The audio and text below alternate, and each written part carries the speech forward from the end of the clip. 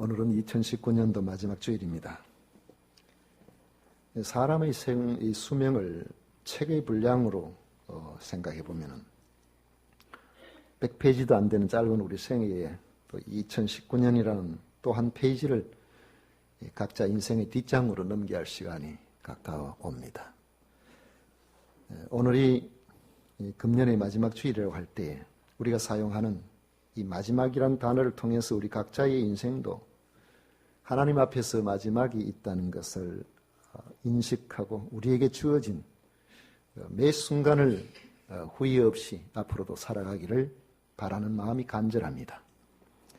그리고 정말 마지막이라고 생각될 때 바울처럼 담담하게 나는 선한 싸움을 싸우고 나의 달려갈 길을 마치고 믿음을 지켰다. 이렇게 말하고 싶은 겁니다.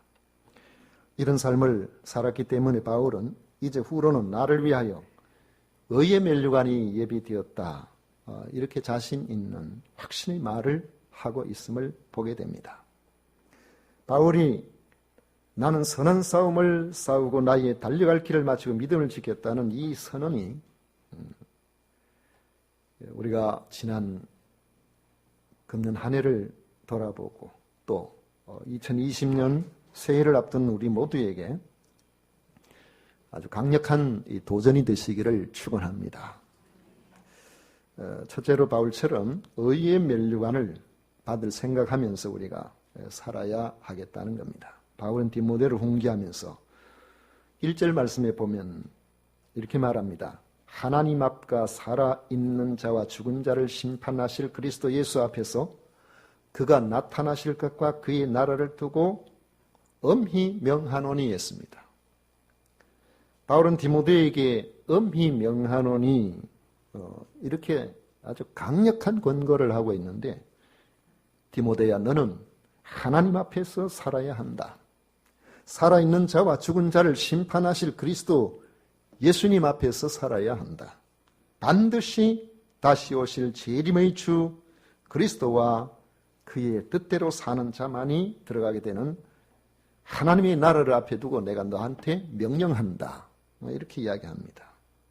바울이 디모데에게 이처럼 강력한 명령을 하고 있다는 사실은 평소에 자신이 마지막으로 주님 앞에 서게 된다면은 내가 어떤 모습으로 서게 돼야 될 것인가 하는 것을 얼마나 날 자신에게 되새기면서 그렇게 살아왔는가를 잘 보여주는 그런 대목입니다. 바울은 평생의 삶을 멀지 않아서 주님 앞에 서게 되는 그날에 살아있는 자와 죽은 자를 심판하시는 예수님 앞에서 부끄럽지 않게 서고 싶었던 겁니다. 또 더 나아가서 잘 살았다고 칭찬받도록 내가 살겠다는 이런 일념으로 그가 살아왔고 앞으로도 그렇게 살고 싶었던 겁니다. 제가 고등학교 다닐 때입니다. 어떻게 하다 보니까 고3이 됐는데 하도 그냥 어떻게 하다 고3이 되나니까 성적이 별로 좋지를 않았어요. 그런데 정신을 차려서 보니까 원하는 진로의 지장이 있다 하는 생각이 들어서 남은 기간이라도 열심히 해야 되겠다. 남은 기간이 한 6개월 정도밖에 남지를 않았습니다.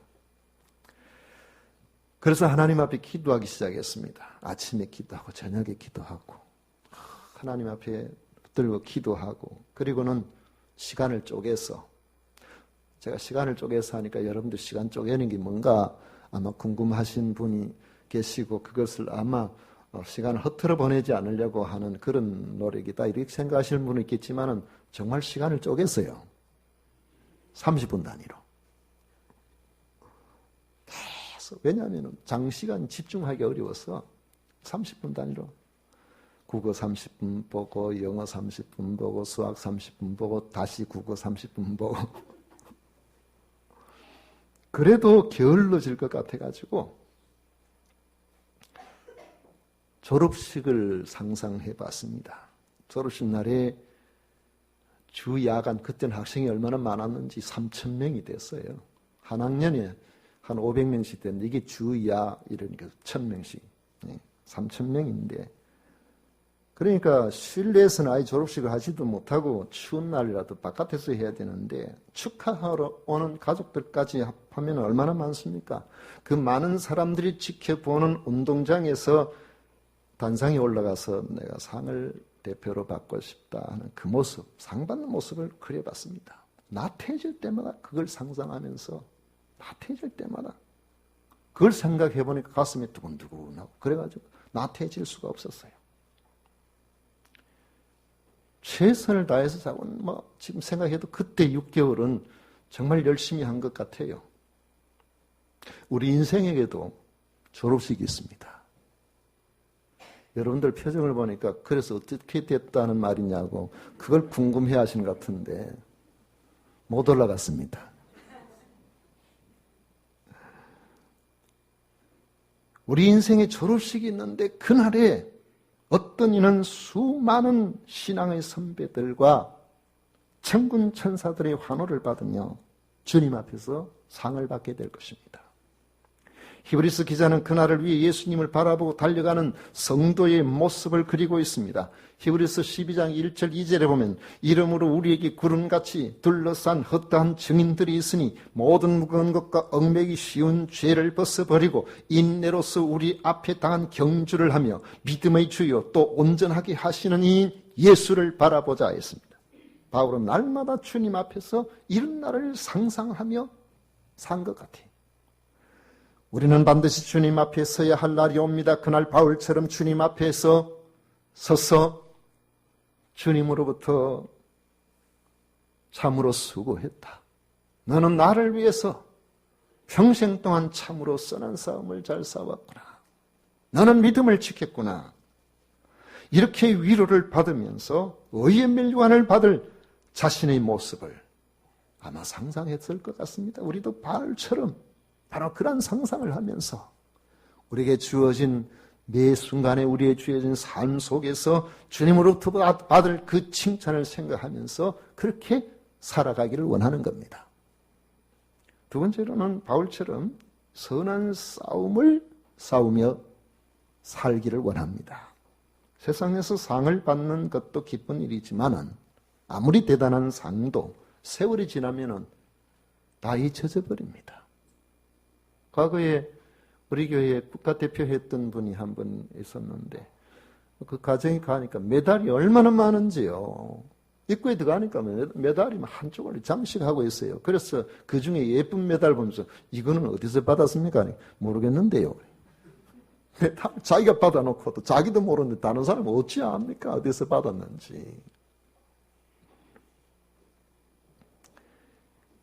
아무도 기억해 주지 않습니다. 요즘 사람들은 남들이 하도 알아주지 않으니까 자기가 자기에게 상을 줘요. 너 한 달 동안 정말 수고했어. 너는 그렇게 수고를 많이 했기 때문에 맛있는 음식을 먹을 자격이 있어. 그래서 내가 너한테 상을 주는 거야. 그러면서 저녁에 통닭시켜 먹고. 여러분, 자기 자신에게 상을 줄 만한 그러한 삶을 살았다 하는 것도 중요한 거예요. 오늘 저녁은 그냥 지나가고 내일 저녁에 통닭을 시켜 드세요.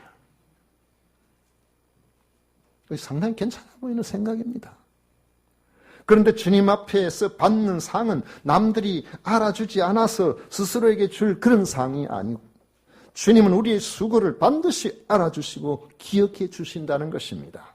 이 상은 아무나 받는 것이 아니고 선한 싸움을 싸워 이긴 그런 사람이 받는 상입니다. 바울의 선한 싸움은 무엇이었겠습니까? 바울의 선한 싸움은 2절에서 디모데에게 명령한 내용과 같을 겁니다. 넌 말씀을 전파하라. 때를 얻든지 못 얻든지 항상 힘쓰라. 범사에 오래 참음과 가르침으로 경책하며 경계하며 건하라 했습니다. 바울은 주님께서 자신에게 부탁하신 복음을 전하는 일에 나름대로 최선을 다했습니다. 때를 얻든지 못 얻든지라는 이 말의 뜻은 하다 보면 힘들고 어려워서 육체적으로 고날 때도 있고 박해를 받아서 위험을 느낄 때도 있고 온갖 일들이 발생할 수 있습니다. 그래서 내 마음속에 때로는 말씀을 전하고 싶지 않을 때도 있다는 것이죠. 말씀을 전하고 싶든지 말씀을 전하고 싶지 않든지 그것과 상관없이 너가 하는 그 일을 계속하라는 그런 거예요. 원래 프로는 기분 따라 살지 않습니다. 감정이나 컨디션과 상관없이 자기에게 주어진 일에 최선을 다하는 사람만이 프로가 될 수가 있습니다. 프로 중에서도 중간에 왜 간혹 탈락되는 사람 있잖아요. 그런 사람들은 프로 정신이 없어서 그런 거예요. 인류 선수들은 사사로운 감정에 매여서 자기가 하는 그 일을 게을르게 그렇게 하지 않는다는 것이죠. 베이비 루스는 미국의 전설적인 홈런 왕입니다. 기자가 당신은 슬럼프가 없습니까? 왜 슬럼프가 없어요? 저한테도 슬럼프가 있죠. 그런데 그 슬럼프가 있으면 그 슬럼프를 어떻게 극복합니까? 물으니까 그냥 훈련합니다. 다른 방법이 없다는 거예요. 베이비 루스에게는 훈련이 바로 실전이고 실전이 바로 훈련이에요. 사도가 모든 일에 신중하여 고난을 받으면 내 직무를 다하라고 한 것처럼 우리도 선한 싸움을 싸워 이기기 위해서는 내 감정, 내 환경을 넘어서야 합니다.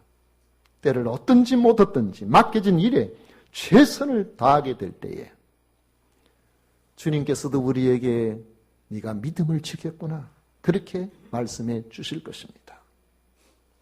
세 번째로는 이 믿음의 경주를 완주하기 위해서 대가를 지불해야 한다는 겁니다. 그리스도인으로 사는 일은 결코 쉽지 않습니다. 어떻게 보면은 그리스도인으로 사는 것이 나는 쉽던데요 이렇게 말할 사람이 있을는지 모르겠지만은 그리스도인답게 사는 일은 그렇게 쉽지를 않다는 거예요. 말이나 행동을 자제하면서 고난을 각오하지 않으면 이 길에 완주하기가 어렵습니다. 그 이유는 바로 우리의 허물과 우리의 죄 때문에 그렇습니다. 3절 4절에 보면 때가 이르리니 사람이 바른 교훈을 받지 아니하며 귀가 가려워서 자기의 사욕을 따를 스승을 많이 두고 또 그 귀를 진리에서 돌이켜 허탄한 이야기를 따르리라. 귀가 가렵다는 말은 죄악의 본성을 충족시켜주는 그 이야기에만 사람이 솔깃해야 한다는 것입니다. 진리는 잘 안 들려요. 진리가 들린다고 하더라도 진리를 따라서 살아가야 될 희생의 이야기가 귀에 안 들려오는 겁니다. 그저 잘한다, 대단하다, 칭찬하는 소리, 그저 위로하는 이야기, 그저 성공한다는 이야기, 돈 많이 번다는 이야기, 사람들부터 인정받는 그런 이야기에만 귀가 번쩍대이고 재미있는 일이라면 정신을 차리지 못하지만은 우리가 정말 희생적으로 감당해야 할 그러한 일들에는 귀를 닫게 되는 이런 일, 바로 죄된 본성이 우리를 그렇게 만드는 것입니다. 문제는 예수님을 알지 못하는 세상의 사람들만 그런 것이 아니라 우리들도 얼마든지 그럴 수가 있습니다.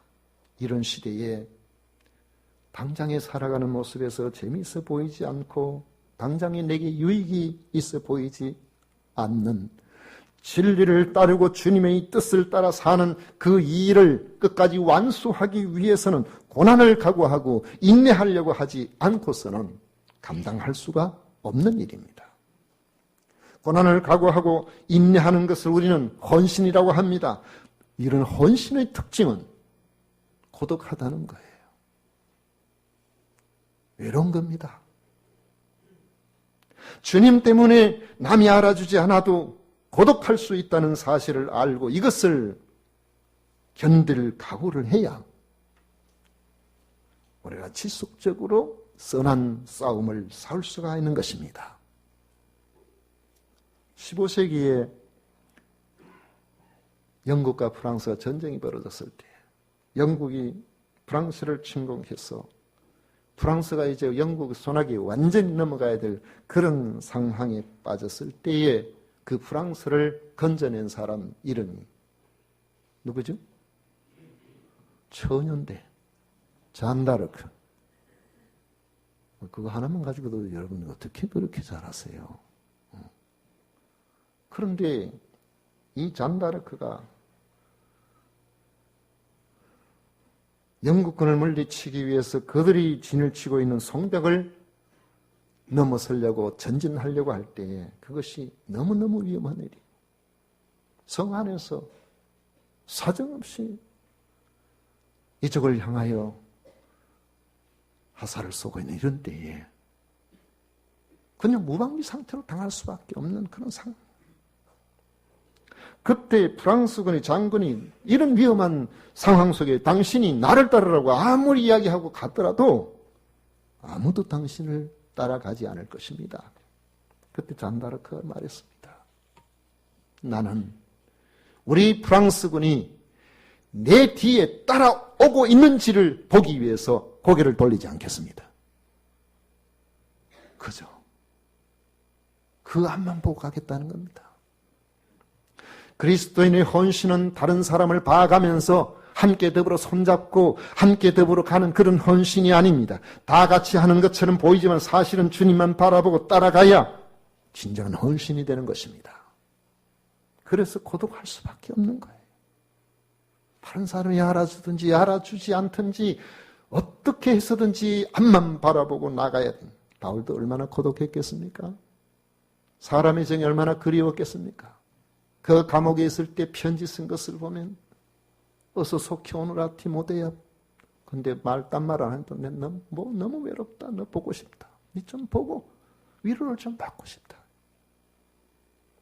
그렇지만은 끝까지 주님을 따라감으로 자신이 달려갈 길을 마치고 믿음을 지킬 수가 있었던 것입니다. 어떻게 하면 바울처럼 의로우신 재판장 되시는 주님께서 인정하시고 면류관을 주시는 성공적인 삶으로 우리의 삶을 마무리할 수 있는 승리하는 그런 그리스도인이 될 수가 있겠습니까? 대학원생들은 논문 쓰는 일이 대학원에 입학하는 그날부터 스트레스로 작용합니다. 이 논문을 써야 학위가 나오는데 주제를 정하고 글을 써보지만 이 진도가 안 나가요. 그때 과거에 보니까 학사학위에도 그 졸업 논문이라고 쓰라 그러는데 어떤 학생들은 졸업 논문 쓰는데 석 달 동안 쓰는데 아직까지 서론도 못 썼대요. 가다 보면 이거 잘못됐는가 싶어서 또 다시 처음부터 시작하고 또 하다 또 쳐놓아서 논문 지도하는 어느 분이 그런 이야기를 해요. 조언을 하기를 처음부터 완전한 글 쓰려고 하면 안 됩니다. 그러면 글 못 씁니다. 완전한 글을 작성해서 온전한 논문을 작성하려고 하면 안 되고 방향을 정해놓고 거기에 관심 있는 부분들을 가지고 있으면 그걸 소주제로 정해놓고 그 소주제에 맞는 작은 논문을 한번 써보라는 거예요. 이것을 하나씩 거기에 맞춰서 작성하다가 보면 전체가 이어지는 뭔가가 느껴지는데 그래가지고 마치 이 진주를 이 구슬을 깨듯이 이렇게 맞춰가면서 서론과 결론을 이렇게 연결해 나가면 된다고요. 한 방향을 향하여서 작은 것들을 이렇게 저렇게 준비를 해서 이렇게 하다 보면은 저절로 많은 분량의 논문을 쓸 수가 있다는 겁니다. 우리의 의미 있는 삶도 여러분 크게 다르지 않습니다. 많은 사람들 젊은 시절에 내가 앞으로는 이렇게 살 거다 저렇게 살 거다 그렇게 생각하고 시작을 하고 하지만 나중에 보면 자기 생각과는 전혀 다른 방향으로 나가는 경우가 얼마나 많이 있습니까? 우리 뜻대로 안 되는 거 많이 있죠. 우리가 그리스도인으로서 어떻게 살 것인가 방향이 정해진다면은 여러분 우리의 삶의 목표를 너무 멀리 잡지 말고 방향이 그리스도께 대한 그런 헌신된 마음을 가지고 오늘 여기 말씀하고 있는 것처럼 주 앞에서 믿음의 경주를 완주하고 싶다면은 우리의 삶의 목표를 여러분 1년씩으로 단기적으로 잡아보시는 건 어떨까요? 어떤 경우가 있어도 2020년도 그 한 해는 내가 처음 시작할 때와 마무리할 그때를 한결같이 한번 달려가 보리라. 그 1년을 한번 여러분 목표로 삼아서 내년에 성실하게 감당해 보십시오. 어쩌면은 그 1년이 여러분들의 인생살이의 인생 논문 중에 중요한 한 페이지가 될 수 있습니다. 바로 그것들을 한 10년치만 모으면은 여러분 인생이 달라집니다. 멀리 생각하지 말고 단 한 번, 단 1년, 단 한쪽 아름다운 결과물을 내기 위해서 여러분들 최선을 다해 보시라. 제가 오늘 이렇게 생각해 보니까 주님 앞에 전적으로 이 길 간다고 생각하고 지금 몇 년이 되었나 이렇게 꼽아보니까 금년이 37년이 됐더라고요. 아이고 처음부터 37년 해서 앞이 캄캄했을 거예요. 그냥 한 해 지나다 보니까 여전히 그 자리에 있다가 보니까 그런 세월이 지나간 것 같아요. 여러분의 삶도 주님께서 기뻐하시는 귀하고 복된 그런 삶으로 마무리하기 위해서는 거창한 계획보다도 여러분 내년 한 해는 내가 어떻게 한번 해보자 작정을 하고 한번 감당해 보십시오. 하나님께서 여러분들에게 정말로 아름다운 결과물들로 후회함이 없는 늘 기억에 남는 그런 인생의 한 부분으로 만들어 주실 것입니다. 오늘 이제 시무권사로서 은퇴하시는 권사님도 계시는데 이 자리에 지금 안 계십니다. 일부 예배 참석을 하시고 밑에 다른 거 이제 섬기고 계시는데 제가 생각할 때 이야 어떻게 70정년까지 한결같이 그렇게 잘 와서 권사도 되고 또 그 권사로서 역할을 잘 감당하다가 이렇게 마무리를 아름답게 할 수가 있을까?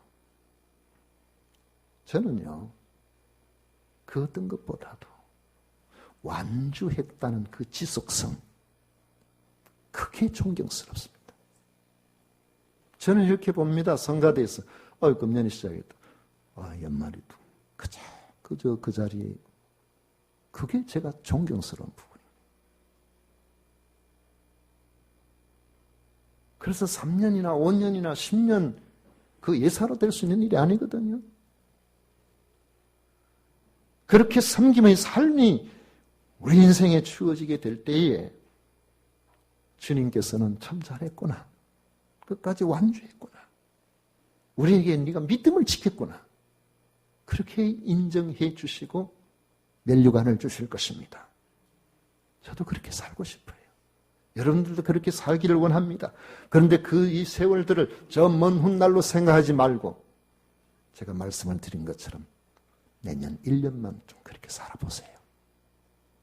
전 대학교에 들어가는 학생들한테 늘 저한테 인사 오고 이렇게 하면은 멀리 가고 이럴 때 인사하고 하고 하면은 부탁하는 게 있어요.